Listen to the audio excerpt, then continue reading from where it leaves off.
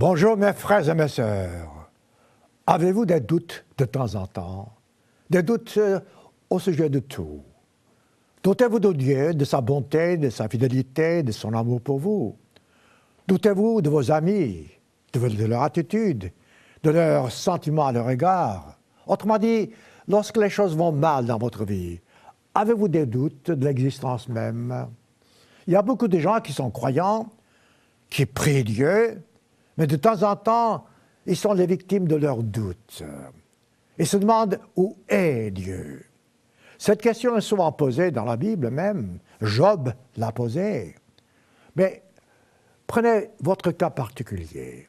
Qu'est-ce qui vous fait douter de Dieu de temps en temps? Si vous croyez en Dieu, évidemment. Qu'est-ce qui vous fait penser que Dieu ne vous aime pas? Parfois, le matin, vous vous levez, vous êtes content, vous êtes joyeux, et tout va très bien, et vous êtes sûr que Dieu est avec vous. Mais à d'autres occasions, vous ne voyez pas Dieu autour de vous. Vous voyez les difficultés, les problèmes, les épreuves.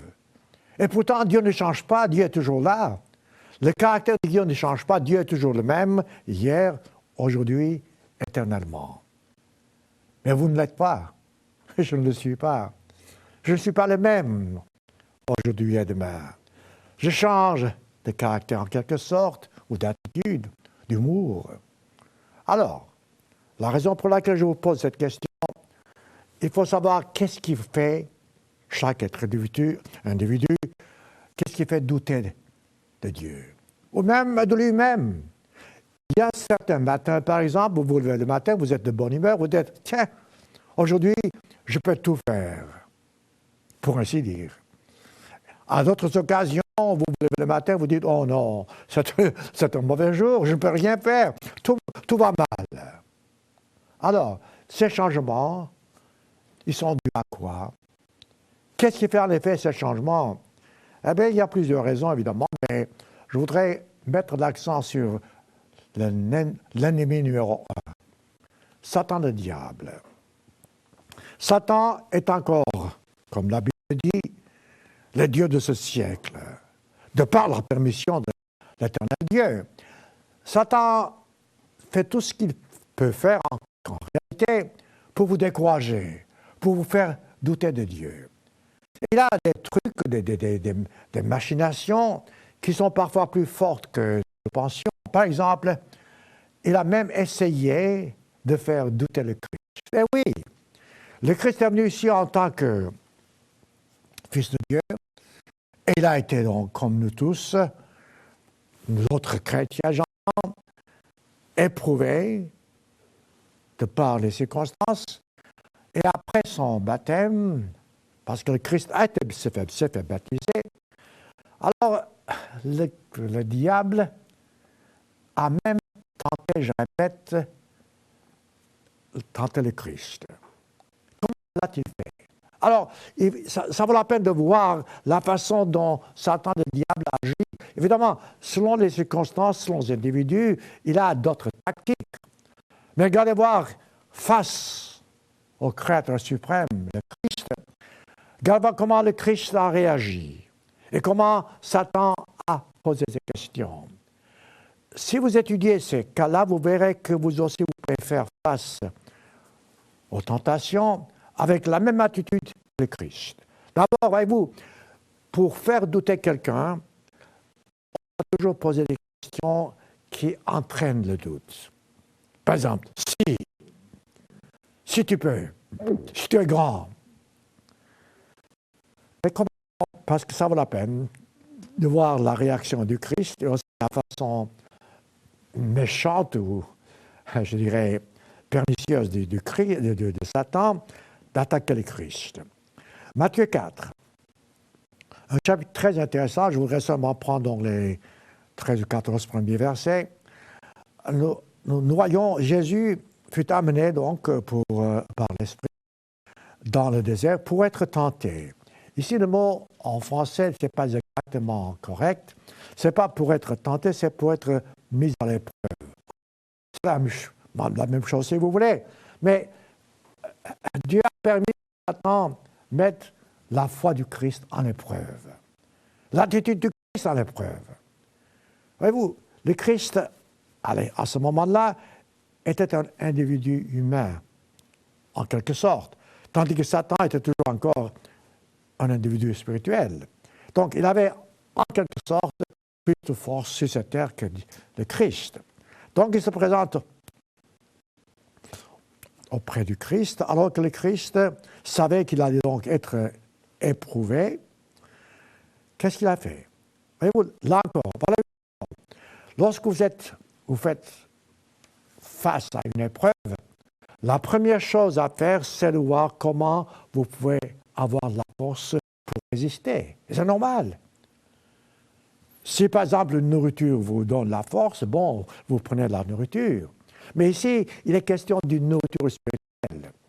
Et croyez-le, cette nourriture spirituelle n'est pas par quelque chose que vous ingérez ou bien vous mangez ou vous prenez, mais au contraire, cette nourriture spirituelle, vous la prenez en ne pas prenant de nourriture physique.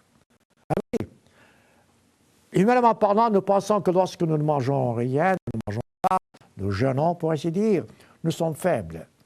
Tandis que, spirituellement parlant, si nous avons un grand problème, si nous jeûnons, peut-être une fois ou un ou 2 jours, je ne sais pas, ça dépend de votre santé, mais si même vous sautez un repas, ou bien si vous jeûnez un jour, vous verrez la force que vous aurez, la force spirituelle, pas physique. Vous serez fatigué, mais vous aurez la force spirituelle. Regardez ce que Christ a fait. Lui, le Créateur suprême, il savait qu'il allait être tenté par Satan, le diable. Alors, il n'a pas jeûné 1 jour, 2, ni 3, ni une semaine. Regardez ce qui est marqué. Matthieu 4, verset 2. Après avoir jeûné 40 jours et 40 nuits. Humainement parlant, nous ne sommes pas capables de tenir le coup. Mais le Christ, par la force suprême, par la force que Dieu le Père lui a donnée, a pu tenir le coup. Il a jeûné 40 jours et 40 nuits parce qu'il savait que c'était à ce moment-là une lutte entre Satan et lui. Si le Christ avait perdu cette bataille, nous serions perdus. Nous n'aurions pas de sauveur. Et c'est le Christ, donc, voilà pourquoi il a pris toutes les précautions. Il a jeûné pendant 40 jours et 40 nuits. Et comme la Bible dit, il eut faim. Non, la traduction française n'est pas juste. Ce n'est pas « il eut faim ». Il était affamé, d'après le texte grec. Alors, qu'est-ce qui se passe? Le tentateur, voyez-vous, regardez voir les mots. Ces mots sont choisis. Ce n'est pas marqué le diable, mais le tentateur. Je vous ai posé au commencement de ce sermon, avez-vous des doutes? Eh bien, ces doutes commencent par quelque chose qui vous tente. Ça peut être physique, ça peut être spirituel, je sais. Donc, Satan a comme titre le tentateur. Pensez à cela, car voyez-vous, lorsque vous avez des doutes, regardez autour de vous où est la tentation. Il y a une tentation, il y a un tentateur. Donc, éloignez-vous de cette tentation, éloignez-vous de ce tentateur. Continuons. Donc, le tentateur arrive vers le Christ, s'approche. Voyez-vous, d'accord, c'est intéressant de voir comment la Bible explique les choses et comment Satan, le diable, tente, ou bien comment les doutes entrent dans votre esprit. C'est intéressant, parce que, voyez-vous, vous dites, mais pourquoi est-ce que je doute? Parce qu'il y a quelque part un petit quelque chose comme si. Et le diable s'approche du Christ avec un si. Ce mot-ci est très dangereux parce que la réponse, souvent vous le savez, Satan, le diable, savait que le Christ est le Fils de Dieu. Et pourtant, il lui pose si tu es le Fils de Dieu. Voyez-vous, c'est ce si-là qui crée en vous, je dirais, la rancune si vous voulez. Et ça vous fâche, et ensuite, voilà, vous êtes dans une mauvaise attitude. Alors, Satan s'approche du Christ, il dit, si tu es le Fils de Dieu. automatiquement, humainement parlant, nous autres, nous serions fâchés. Quelqu'un s'approche de vous, vous dira, écoutez, si tu es telle personne, il doit savoir que vous l'êtes, il doit savoir ce que vous pouvez faire, pourquoi mettre ce doute dans votre esprit?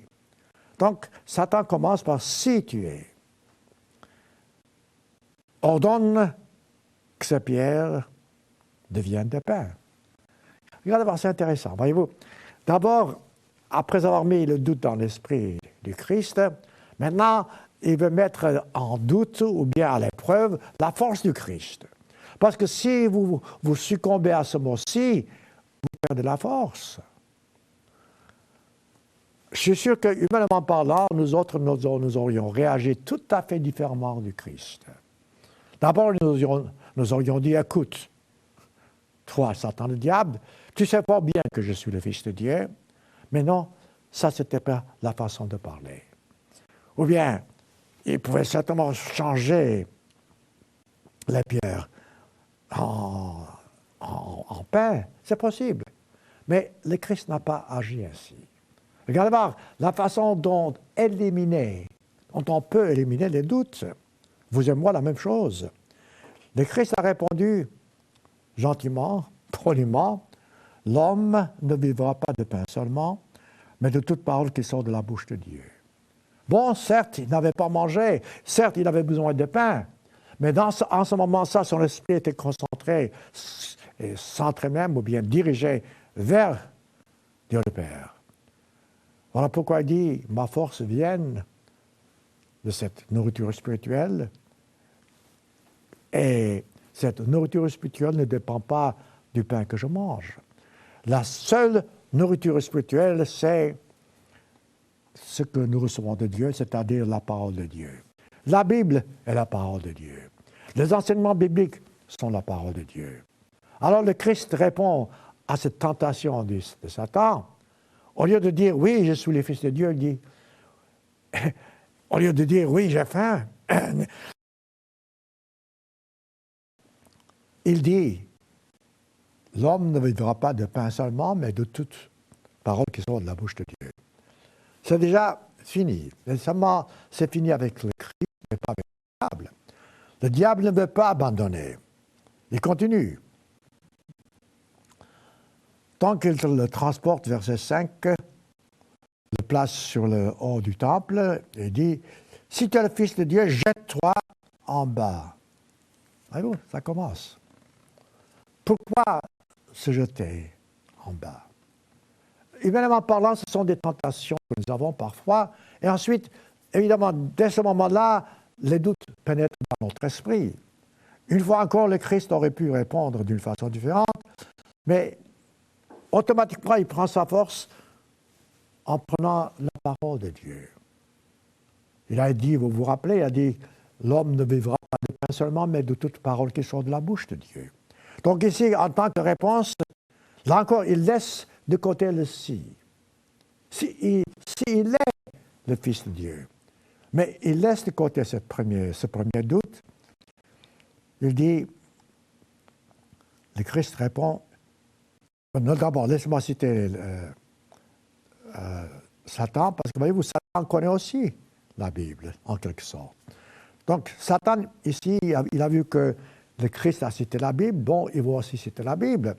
Il dit, il est écrit, il donnera, verset, je pense, oui, c'est le 6, il donnera des ordres à ses anges, qui est vrai à ton sujet, et ils te porteront sur les mains, de peur que ton pied ne heurte contre une pièce.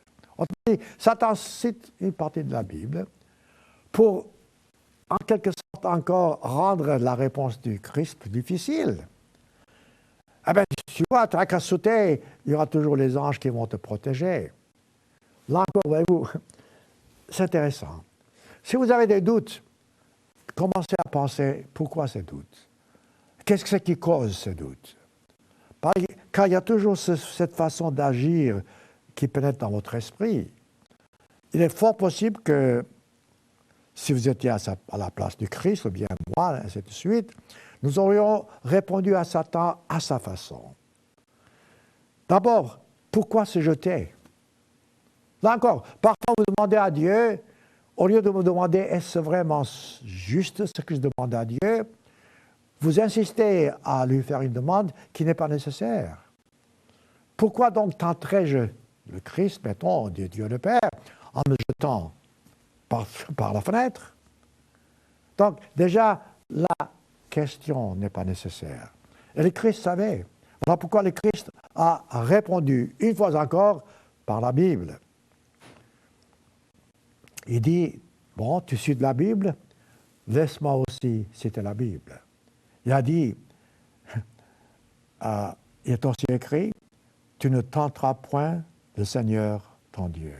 Vous savez, c'est ça qui est le charme de la Bible.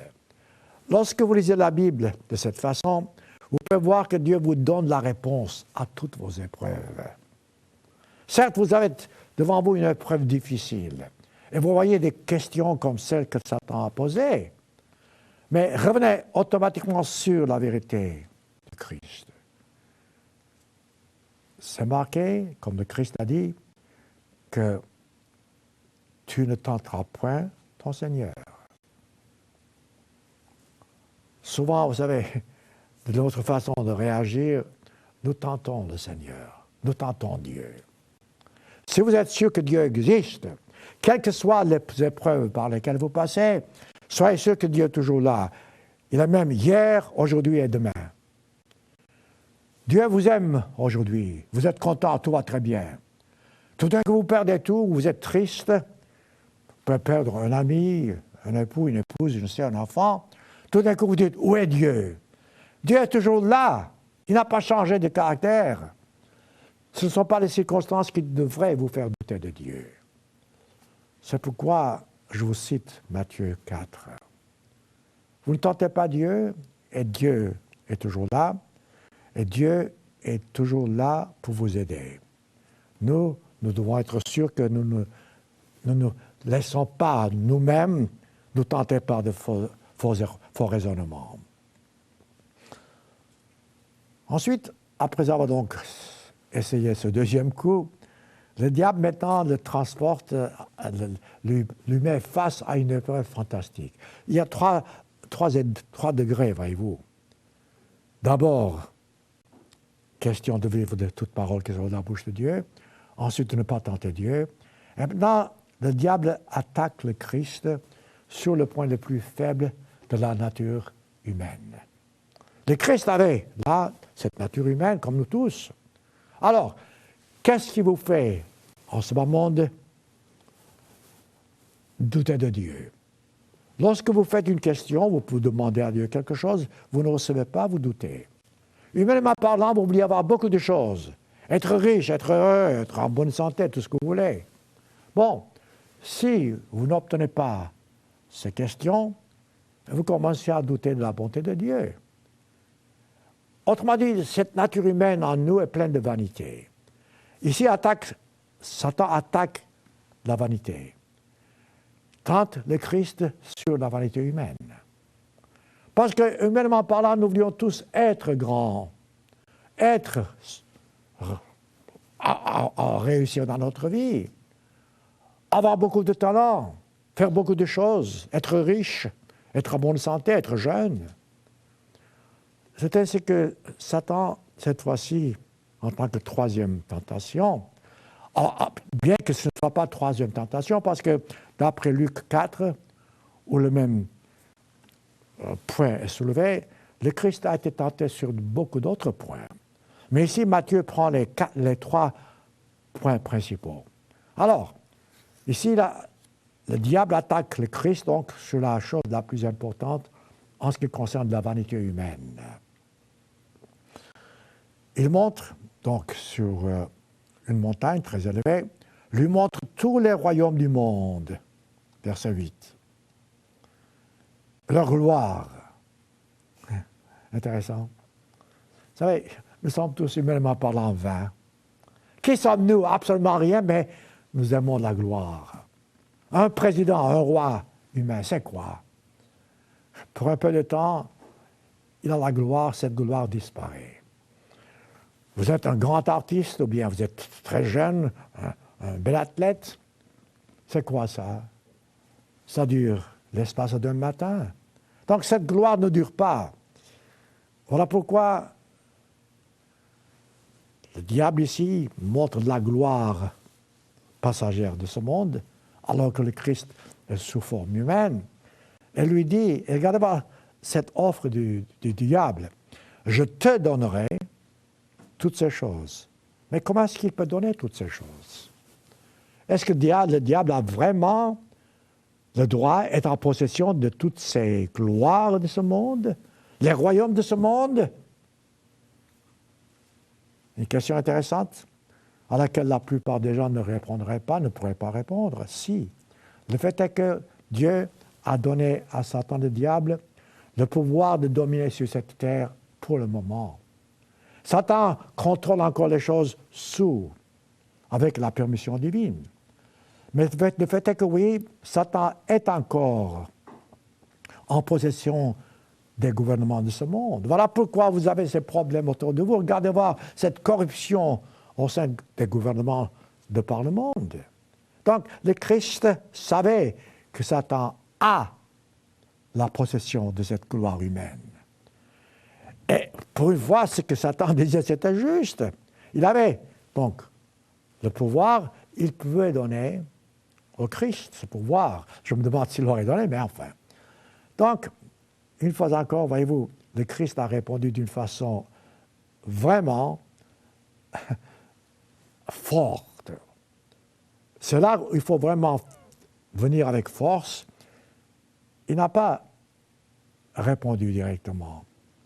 D'abord, avant de répondre, il a repoussé le cri de Satan. Il dit, retire-toi, Satan. Voyez-vous, la façon. Certes, il va citer encore une fois la Bible, mais avant de citer la Bible, retire-toi, va-t'en. Afin qu'il puisse avoir, lui, la force qui vient de Dieu. Il dit, retire-toi, Satan, dit-il. Ensuite, il prend la Bible. Il dit, il est aussi écrit, tu adoreras le Seigneur ton Dieu et tu le serviras lui seul.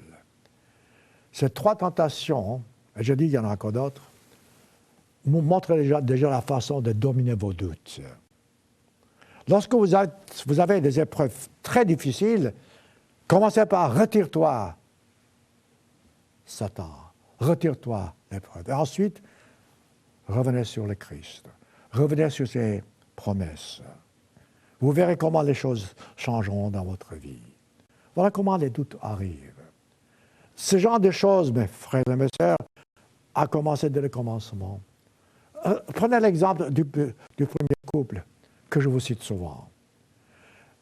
Satan a tâché de séduire, et il a réussi, Adam et Ève. Mais pourquoi? Qu'est-ce que Adam devait encore désirer en ce bas monde? Il avait une belle femme, la meilleure femme du monde, la plus belle femme du monde, si vous voulez. Il avait toutes les richesses du monde, tous les animaux lui étaient soumis. Il pouvait manger et boire gratuitement parce que la nature était pleine de bénédictions. Il était en bonne santé. Qu'est-ce qu'il lui fallait? Alors Satan, avec cette même tentation, il arrive, il tâche de trouver un point où il pourrait, à la rigueur, créer des doutes dans l'esprit d'Adam ou du premier couple. Parce que ce que Adam et Ève avaient, d'après ce qu'ils comprenaient, était sur cette terre, était temporaire.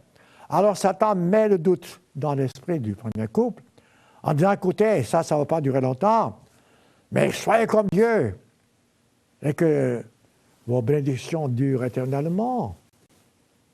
Autrement dit, il a promis quelque chose qu'il ne pouvait pas donner, la vie éternelle au premier couple. C'est la seule chose que le premier couple n'avait pas, la vie éternelle. Dieu avait en tête à donner au premier couple la vie éternelle. Alors, plutôt que obéir à Dieu, faire la volonté de Dieu, le premier couple s'est laissé tenter par les questions, ce genre de questions de Satan. Voyez-vous, Satan a dit, écoute, Dieu te cache, je paraphrase, ce qui est meilleur pour toi. Dès ce moment-là, ils ont transgressé la loi divine, alors que Dieu avait clairement dit, si tu manges de ce fruit défendu, tu mourras certainement. Commencez-vous à comprendre? Voilà comment les doutes commencent. Voilà comment vous pouvez vous laisser tenter par le diable.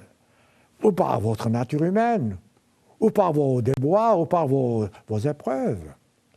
Ce n'est pas une question de dimension, c'est une question d'attitude. Si vous vous exercez à vous contrôler sur des petits points, vous vous contrôlerez sur les grands points.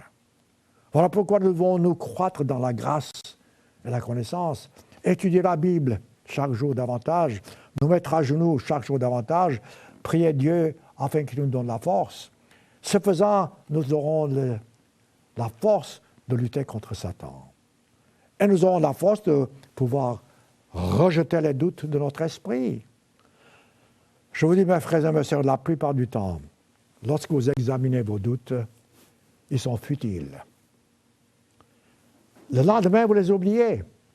Ou bien, si sur le champ, quelque chose arrive qui vous rend heureux, ou bien qui élimine ces doutes, tout d'un coup, vous oubliez tout.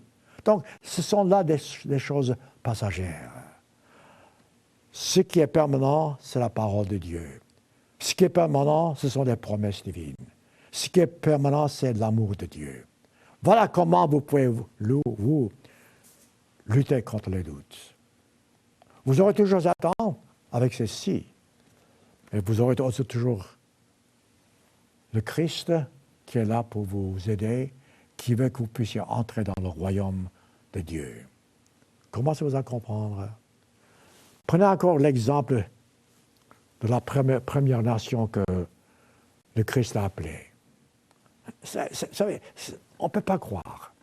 Une nation, Israël j'entends, prisonnière, esclave en Égypte, une nation qui est en esclavage dans ce sens que travail dur, et en fin de compte, cette nation se réveille, demande à Dieu, écoute Dieu, aide-nous.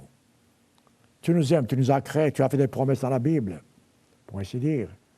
Et le Christ a eu compassion d'Israël. On avait regardé l'Exode, chapitre 2. Le Christ a eu compassion, alors qu'est-ce qu'il a fait?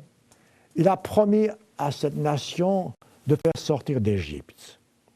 Voyez-vous, là encore, tâchez de comprendre. Dieu suprême vous promet de faire sortir de vos doutes, de vos promesses, de vos difficultés. Et pour montrer aux Israélites que Dieu entendait ce qu'il promettait, Dieu a montré 10 miracles fantastiques. Écoutez, après 10 miracles fantastiques, pouvez-vous encore douter? Réfléchissez, je vous prie. Un seul miracle suffirait, mettons. Supposons que vous soyez aveugle et Dieu vous ouvre les yeux. C'est déjà un grand miracle, ça suffit déjà. Eh bien, non pas une seule fois, mais 10. 10 miracles fantastiques. Dieu a fait afin que Israël comprenne que Dieu est là pour tenir sa promesse. Qu'est-ce qui se passe? Après ces 10 promesses, lorsque le peuple sort d'Égypte, la première chose que le peuple fait, il voit l'ennemi, l'armée de Pharaon, ils ont peur. Exode chapitre 14. Ils veulent retourner en arrière. Voilà comment les doutes commencent. Pourquoi retourner en arrière lorsque vous avez demandé à Dieu, écoute Dieu, nous avons besoin de toi, fais quelque chose. Il a fait quelque chose avec 10 miracles, et le peuple veut retourner à l'esclavage. Mettez-vous à leur place. Ça, c'est votre histoire, ça, c'est mon histoire. Pour vous, vous direz, oui, mais si, écoutez, soyez honnête. Tout ce que je vous dis là, en quelque sorte, c'est votre vie chaque jour. De temps en temps, vous changez d'humour et des choses comme ça, mais ça, c'est votre vie chaque jour. Des incidents, des épreuves, des choses arrivent. tout d'un coup vous changez de direction. Voilà pourquoi la Bible a été écrite pour nous enseigner ces choses. Ou alors prenez l'exemple des apôtres. C'est intéressant parce que, par exemple, dans Matthieu chapitre 4, lorsque le Christ a rencontré quelques-uns de ses apôtres, à l'époque c'était des disciples de Jean-Baptiste, donc le Christ a vu, par exemple, on peut peut-être prendre, ce sera plus juste, comme ça je ne vais pas dire des choses qui ne seraient pas tout à fait correctes. C'est Matthieu chapitre 4, oui. Le Christ va en Galilée, verset 18. Il vit deux frères, Simon, appelé Pierre, André, son frère, qui jetaient donc un filet dans la mer. Il leur dit, « Suivez-moi, et je vous ferai pêcheurs d'hommes. » Voilà, un appel et une promesse. Je ne pense pas que André et Pierre ont vraiment compris, mais tout d'un coup, ils ont quand même suivi. Ils ont tout laissé, abandonné, et ils l'ont suivi. Un peu plus loin, verset 21, le Christ voit Jacques, fils de Zébédée, et Jean, son frère, il lui fait la même chose, et ils le suivent. Alors, qu'est-ce qui se passe? Donc voilà, deux hommes, 4 ans plus tôt, ils suivent le Christ. Étaient-ils convaincus? Je ne sais pas. Tout ce que je sais, ils ont tout abandonné, y compris leur famille. Ils ont suivi le Christ. Qu'est-ce qui se passe? Vous connaissez. Ils ont passé par des épreuves, ils ont eu des difficultés, des bénédictions évidemment. Mais lorsque le moment est venu qu'il fallait qu'eux, ils se défendent en ce qui concerne leur vie, regardez ce qui s'est passé. Tout d'un coup, cette promesse a été presque laissée derrière, oubliée. Dans Matthieu 26, lorsque les soldats romains sont venus arrêter le Christ, les disciples du Christ, les apôtres devenus à ce moment déjà devenus les apôtres, qui avaient promis au Christ qu'ils ne l'abandonneraient pas, ils sont laissés être les victimes de leurs doutes. Tiens, je me demande si le Christ va nous aider. Je me demande si vraiment nous avons pris la bonne décision. Je me demande si vraiment Dieu va nous épargner la vie. Alors, lorsque le Christ a été arrêté, Matthieu 26, regardez l'attitude des disciples. Verset 56. Tous les disciples l'abandonnèrent et prirent la fuite. Incroyable. C'est l'histoire d'Israël. Après des miracles, doutez. C'est l'histoire d'Adam et d'Ève. Après toutes les bénédictions, doutez. C'est votre histoire. C'est la mienne. Aujourd'hui, vous vous sentez bien. Je ne sais pas, prenons parce que vous avez reçu de bonnes nouvelles, ou bien vous vous sentez bien. Demain, c'est le contraire. Tout d'un coup, les doutes entrent dans votre esprit. Pourquoi ne pas revenir à la Bible et savoir que Dieu ne change pas, c'est vous qui changez, que les promesses divines sont toujours là? Eh bien, il y a le courage de dire, comme le Christ a dit, retire-toi, doute, ou retire-toi, Satan. Voyez-vous, mes frères et mes sœurs, c'est ça, le secret d'être chrétien. Être chrétien ne signifie pas aller à l'église chaque sabbat. Ça, il le faut, mais ça ne sert pas à être chrétien. Être chrétien ne signifie pas seulement observer les commandements de Dieu. Certes, il le faut, mais ce n'est pas ça, ce n'est pas tout. Être chrétien, c'est avoir la force de repousser Satan le diable. Des doutes. Tout ce qui est doute dans votre esprit, il faut éliminer. Quelles que soient les circonstances. Face à une tragédie, certes, c'est tragique, certes, c'est mauvais, certes, vous pouvez pleurer, mais vous ne doutez pas de Dieu. Vous ne doutez pas de sa bonté. C'est ça qui vous rend enfant de Dieu. Une fois que vous comprenez ceci, voyez-vous, vous comprendrez ce que c'est que être vraiment chrétien. Parfois, vous avez des doutes parce que vous avez des choses que vous ne comprenez pas. Vous savez, ça, j'ai vu alors. Il y a des gens qui comprennent la Bible, il y a des gens qui viennent vous poser des questions, et ensuite, lorsque la réponse est trop difficile, ils abandonnent. Ça ne les intéresse pas.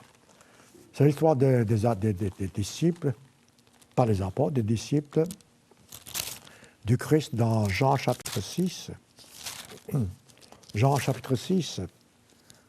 Le Christ avait dit qu'il était venu et qu'il était le pain de la vie et que nous devions, nous, en tant qu'humains, manger de sa chair. Écoutez, humainement parlant, ça fait drôle. Que signifie manger de la chair du Christ? Je ne comprends pas. Je parle maintenant d'esprit charnel. Le Christ parlait des choses spirituelles. Les disciples n'ont pas compris la partie spirituelle de cet enseignement. Et lorsque le Christ a dit « Je suis le pain dont vous mangerez », certains ont pris une décision. Quelle décision? De quitter le Christ. Mais écoutez, soyons francs. Si vous ne comprenez pas quelque chose, abandonner n'est pas la réponse. Douter n'est pas la réponse. Vous tournez le dos au Christ n'est pas la réponse. Cherchez la réponse dans la Bible. Cherchez la réponse dans vos prières. Ça serait la bonne façon d'agir. Mais ici, lorsque le Christ a dit qu'il était le pain de la vie dont il fallait manger, regardez ce qui s'est passé. Verset 66, Jean 6, 66. Dès ce moment-là, plusieurs de ses disciples se retirèrent et ils n'allaient plus avec le Christ, avec lui. Voilà. Voilà les doutes. Et ces choses-là arrivent encore aujourd'hui, au sein de l'Église, dans la société. Écoutez, les circonstances changent, mais le Christ ne change pas. Vos sentiments changent, mais les sentiments du Christ ne changent pas. Votre amour à vous, humainement parlant, est fragile, mais l'amour de Dieu n'est pas fragile. L'amour de Dieu est fixe. Quelles que soient les circonstances, Dieu est toujours à vos côtés. Commencez-vous à comprendre. Laissez-moi vous citer maintenant un chapitre, une partie d'un chapitre dans la Bible, et je pense que la plupart des gens n'ont pas lu ce chapitre. Ou bien, ils ont lu ce chapitre les yeux fermés. Il est fort possible que vous ayez vous-même lu ce chapitre les yeux fermés. Ça vous étonne? Prenez 2 Corinthiens chapitre 1. Pourtant, c'est dans la Bible, pourtant, c'est Nouveau Testament, pourtant, c'est, je dirais, même la Nouvelle Alliance, si vous voulez dire ainsi. Mais avez-vous jamais pris le temps, humainement parlant, d'examiner chaque mot dans 2 Corinthiens 1 et voir ce que l'apôtre Paul est en train de dire? Je n'ai pas de doute. Si quelqu'un vous aime, et Dieu vous aime, la parole de Dieu est fixe. Alors, ayez toujours vos pensées, vos idées sur le Christ, sur sa parole. Ici, vous pouvez voir l'attitude du Christ envers vous. Notez-le. 2 Corinthiens chapitre 1, verset 3. « Béni soit Dieu, écrit l'apôtre Paul, Père de notre Seigneur Jésus-Christ, le Père des miséricordes. » Le Père des miséricordes. Comprenez-vous miséricorde? Autrement dit, c'est le pardon. Dieu est toujours miséricordieux. Comment doutez-vous de Dieu qui est plein de miséricorde? Certes, vous êtes faible, certes, je suis faible, mais si nous nous repentons de nos péchés, si nous cessons de douter, et si nous résistons aussi de Satan le diable, Dieu est toujours là pour nous aider. Continuons. Le Père des miséricordes, le Dieu de toute, regardez voilà le mot suivant, de toute consolation. Je m'arrête. Lorsque vous êtes souffrant, vous voudriez avoir quelqu'un qui vous console. Lorsque vous êtes malade, vous voulez avoir quelqu'un qui vous console. Lorsque vous êtes seul, vous voudriez avoir un consolateur auprès de vous. Lorsque vous êtes triste, abattu, vous voudriez avoir quelqu'un qui vous console. Maintenant que vous avez cette introduction, regardez voir les versets suivants. C'est incroyable. Comme je dis, la plupart de nous n'ont pas lu ces versets comme nous le devrions. Alors, le Père des miséricordes, le Dieu de toute consolation, qui nous console. Regarde combien de fois le mot console apparaît dans ces versets. Le Dieu qui nous console et dans toutes nos afflictions. Il nous console dans toutes, ce n'est pas marqué dans quelques-unes de nos afflictions, afin que par la consolation, regardez voir, le mot consolation apparaît dans chaque petite phrase, afin que dans toute consolation, qui nous console dans toutes nos consolations, afin que par la consolation dont nous sommes l'objet de la part de Dieu, nous puissions consoler ceux qui se trouvent dans quelque affliction. Incroyable. Voilà la façon. Vous avez besoin de consolation, allez consoler quelqu'un de la bonne façon. Comme le Christ consolerait. Pas par une attitude négative ou bien par des doutes, non.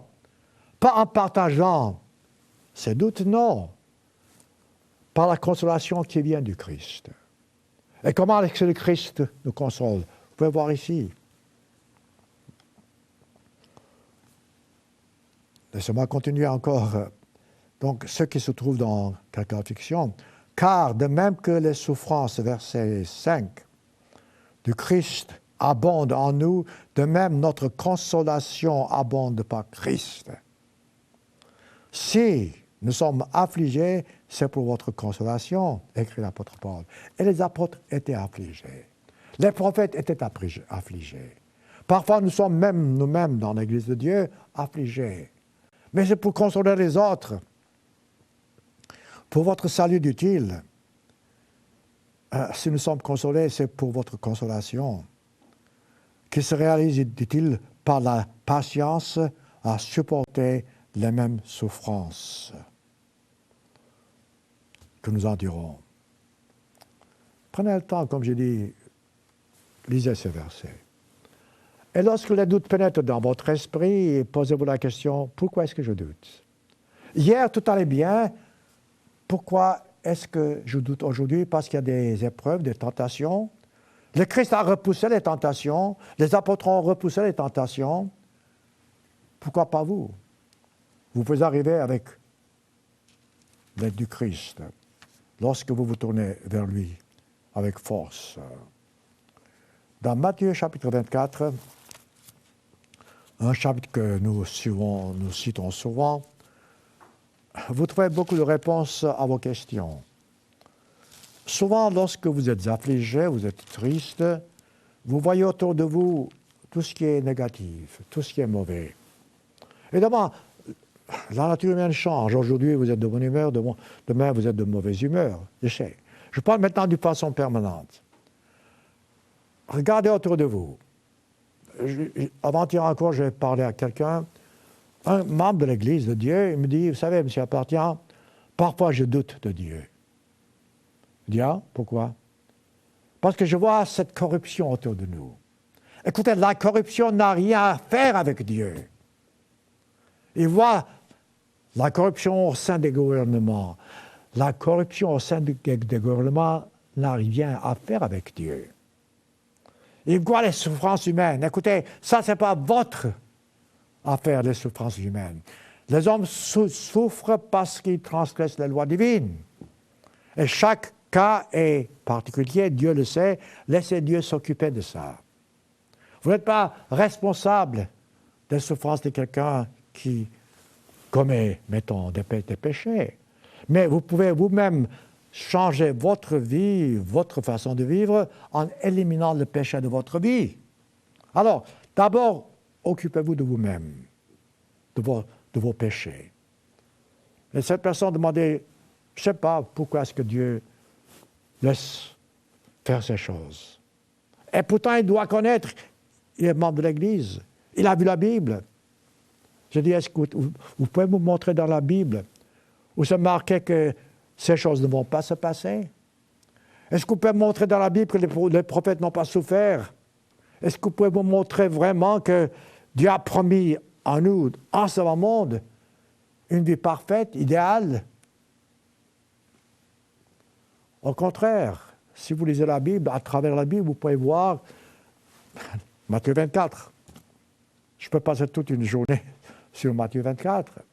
Le Christ était avec ses disciples. Les disciples voyaient les souffrances devant eux.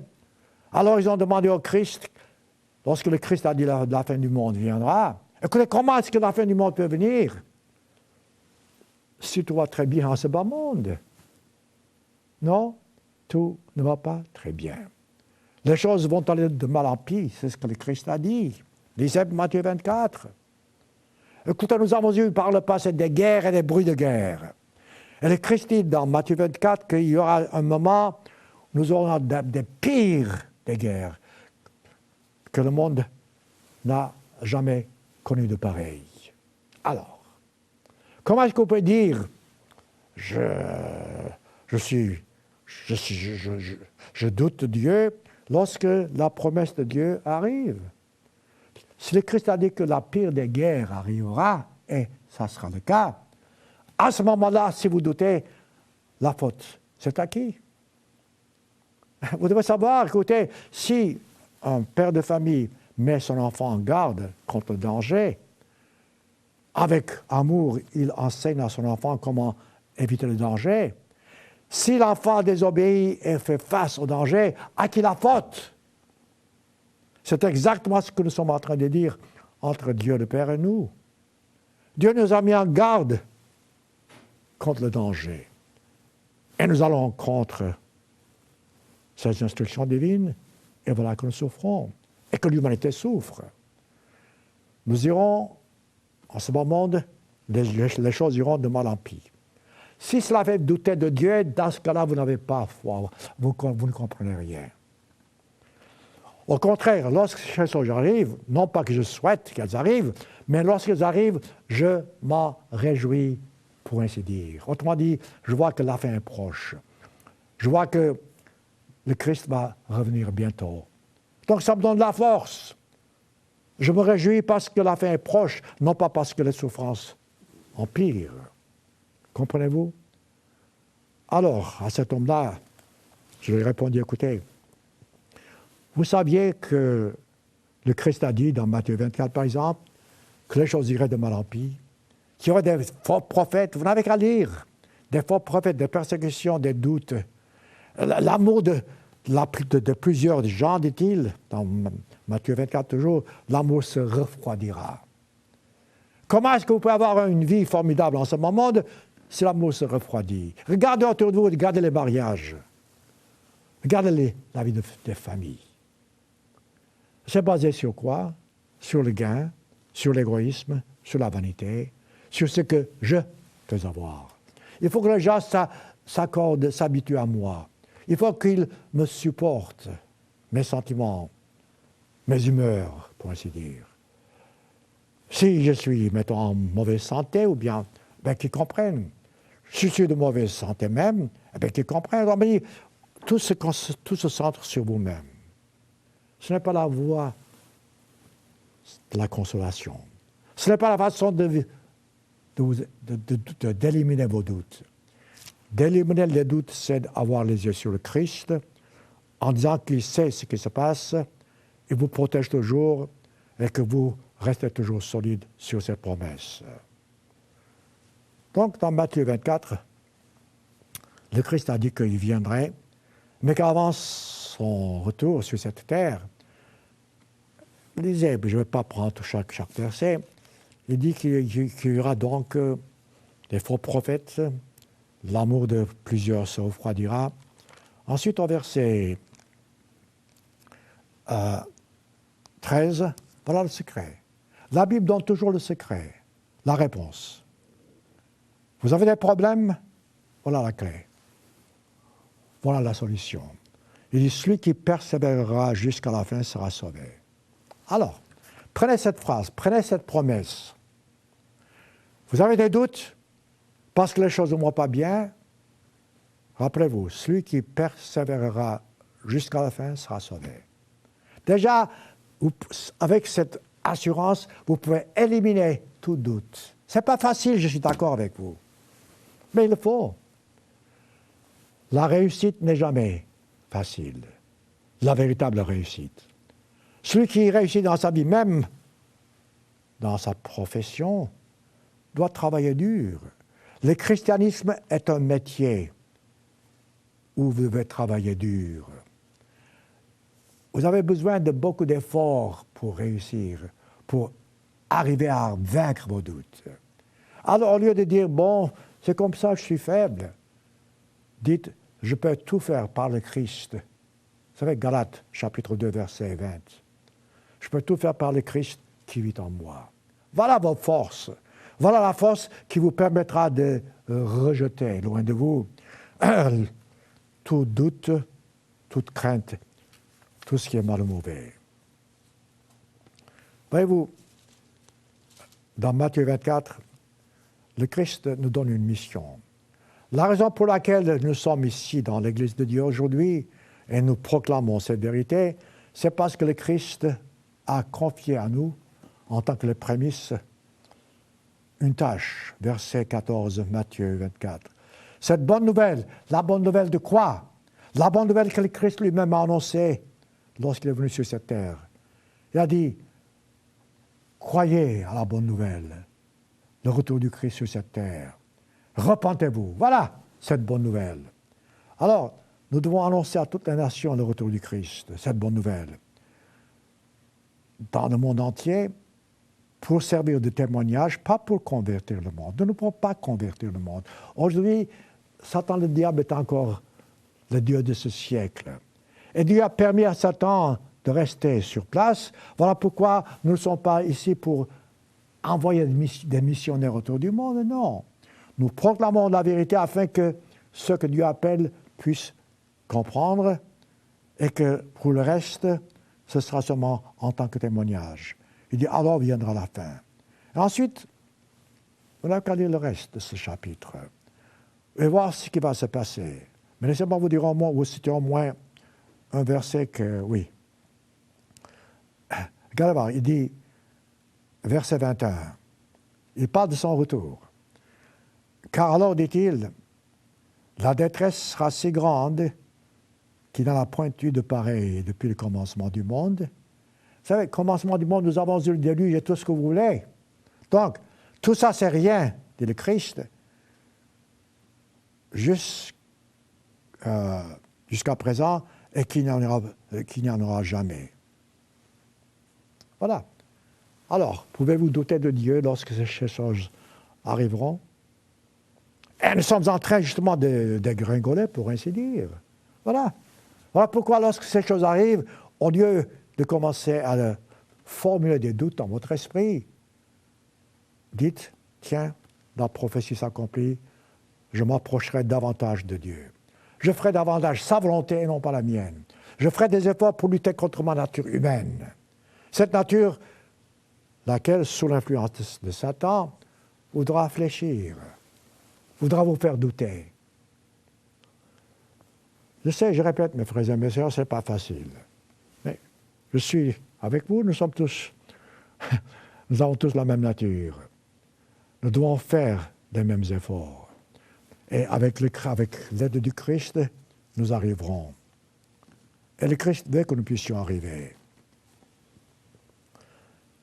Une chose est intéressante, c'est que, voyez-vous, prenez par exemple Matthieu, non, je n'ai pas le temps pour ça, sortons Matthieu, prenons,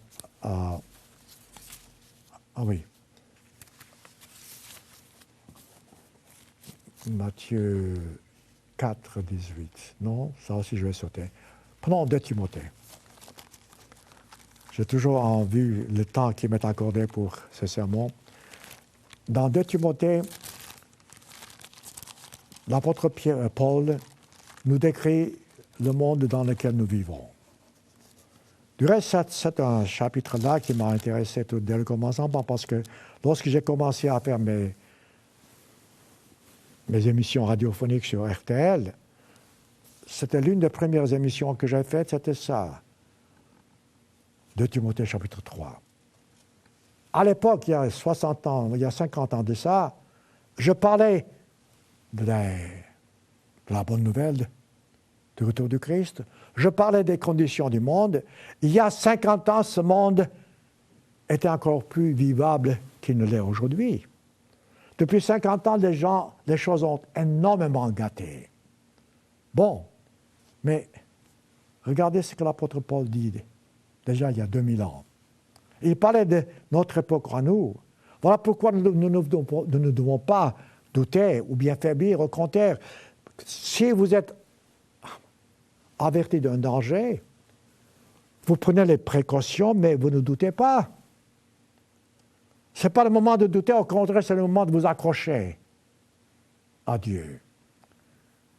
Paul écrit 2 Timothée chapitre 3.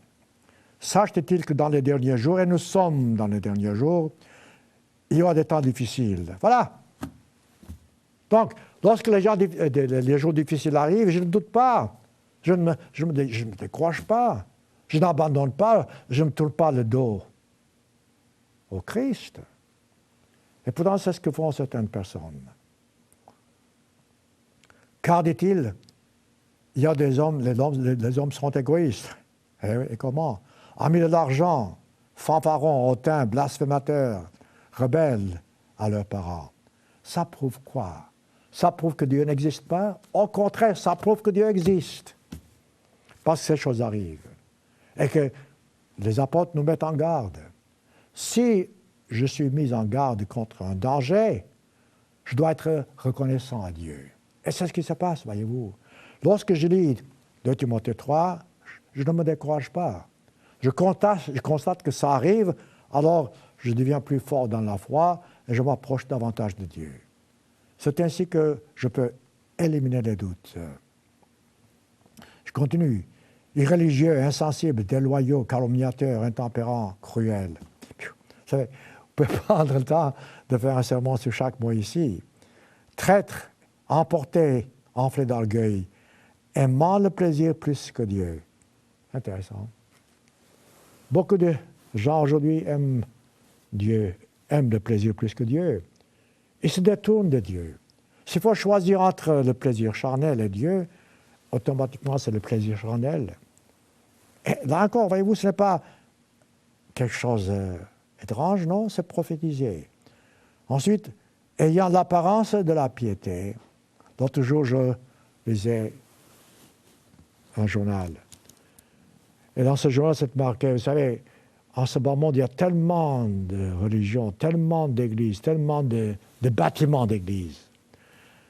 Nous avons besoin de moins de bâtiments d'églises, mais davantage de bâtiments d'églises de nous-mêmes, que nous sommes tous individuellement temples de Dieu. Ce n'est pas par les églises que nous allons convertir le monde. Ce dont nous avons besoin, voyez-vous, ce n'est pas la piété humaine, c'est l'amour de Dieu. Voilà pourquoi l'apôtre Paul dit, les gens donc renient ce qui fait la force de la véritable religion. Verset 6, éloigne-toi de ces hommes.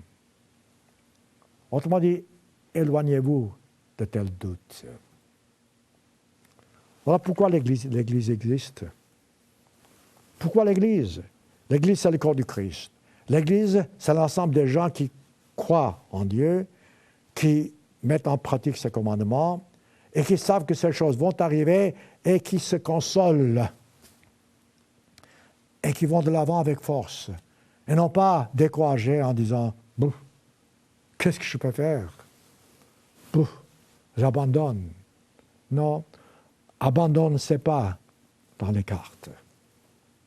Abandon, ce n'est pas la raison pour laquelle le Christ vous a appelé. Dans Genèse chapitre 22, nous avons l'exemple d'Abraham. Vous savez, lorsqu'on lit des choses pareilles, on doit lire et, en quelque sorte, les comparer à notre vie à nous. et voir si nous pouvons en tirer une leçon. Abraham était un homme qui croyait en Dieu, comme vous, j'espère. Abraham était un homme qui a obéi à Dieu. Et Abraham était un homme en qui Dieu avait confiance, pour ainsi dire, humainement parlant, parce que nous sommes tous faibles. Mais un jour, Genèse chapitre 22, un jour, Dieu met en quelque sorte Abraham à l'épreuve. Cette épreuve pouvait créer en Abraham des doutes, ou même de dire « je ne crois plus en Dieu », ou encore renforcer la foi d'Abraham. Notez-le. Genèse 22. Après ces choses, Dieu mit Abraham à l'épreuve. C'est la même expression que Satan a mis à l'épreuve, quoi que ce soit en grec, le Christ. Le Christ a résisté, a montré sa force. Ici, Dieu, avec son amour, pour une raison tout à fait différente, Dieu met Abraham à l'épreuve. Parce que Dieu allait choisir Abraham en tant que le père des croyants. Il fallait bien qu'Abraham montre sa force en ce qui concerne la foi. Comment est-ce que vous pouvez mettre quelqu'un à l'épreuve? De la façon la plus cruelle, mettons, si je peux dire ainsi. Privez-le de l'être le plus cher qu'il a, d'un enfant. Alors Dieu demande exactement ça. Il dit à Abraham, qui avait un seul enfant à l'époque, il dit, Abraham, regardez la réponse, me voici. Voilà, des choses on saute dessus. La réponse d'Abraham même montre qu'il est prêt à obéir à Dieu. Il dit, me voici. Dieu dit, prends ton fils, ton unique. Il met l'accent que ton unique. Et dit-il, celui que tu aimes. Il met encore l'accent exprès. Prends ton fils, ton unique, celui que tu aimes. Isaac, va-t'en, dit-il, au pays de Moriah. Et là, offre-le en holocauste sur l'une des montagnes que je te dirai. Alors, non, moi je doute de Dieu. Dès ce moment-là, je doute. Un Dieu qui est plein d'amour, un Dieu qui m'aime, ne pourrait pas me donner un ordre pareil. C'est vrai, humainement parlant, ce raisonnement est correct. Non, un Dieu d'amour, un Dieu qui a inspiré cette Bible, ne peut pas donner un ordre pareil. Et pourtant, il a donné. Et pourtant, il a mis Abraham à l'épreuve. Parce qu'il savait vraiment qu'Abraham tenait le coup. Et qu'Abraham était prêt à obéir. Non pas que Dieu voulait que l'enfant meure, mais il voulait mettre à l'épreuve la foi d'Abraham. Il avait raison. Il a réussi. Abraham a passé l'épreuve. Voyez-vous, tout au long, vous n'avez qu'à lire le chapitre entier, tout au long de cette expérience, lorsque même Isaac a dit, Père, voilà l'Holocauste, où est l'agneau? Abraham a dit, Dieu le pouvoir. Incroyable. Voilà pourquoi Abraham est devenu le père des croyants. Romains chapitre 4. L'apôtre Paul se réfère à cet exemple. L'apôtre Paul nous montre comment vraiment nous-mêmes vivre de cette façon. Mes frères et mes sœurs, nous trompons nous-mêmes lorsque nous pensons que la vie est uniquement pleine de bénédictions pour ceux qui croient en Dieu. Ce n'est pas ça. Parce que si tout allait bien pour tous, nous qui sommes chrétiens surtout, nous ne pourrions pas croître dans la grâce et la connaissance. Non, nous n'aurions pas des épreuves parce que, comme l'apôtre Jacques dit dans Jacques chapitre 1, verset 2, c'est par les épreuves que nous arrivons à croître et à avoir plus de patience. Par la patience, nous arrivons en fin de compte au salut. Donc, ces choses-là sont nécessaires. Au lieu de nous faire douter de Dieu, elles devraient nous encourager. Tiens, je passe par une épreuve. Je sais, ce n'est pas la réaction commune, je sais. Mais supposons que vous disiez ça. savez quoi, vous direz, non? Eh bien, je passe par une épreuve, je suis content. Eh bien, t'es fou? Non, je ne suis pas fou. Parce que je sais que par cette épreuve, je vais apprendre une leçon. Je sais que ce n'est pas toujours facile, mais si on raisonne comme ça, vous pouvez voir la différence que cela fait. Et c'est la vérité. Dans chaque épreuve, Dieu est là pour vous protéger. Dans chaque épreuve, comme c'est marqué avec le Christ et Satan, le Christ a la réponse à donner pour affronter la tentation. Alors, Romains chapitre 4, disais-je.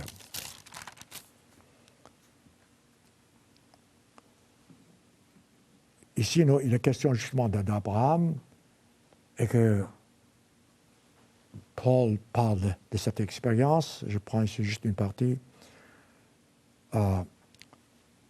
Abraham est après le père des croyants parce que dans toutes ces choses, on veut, verset 17, 15 de 17, qui ne sont pas donc communes, espérant contre toute espérance.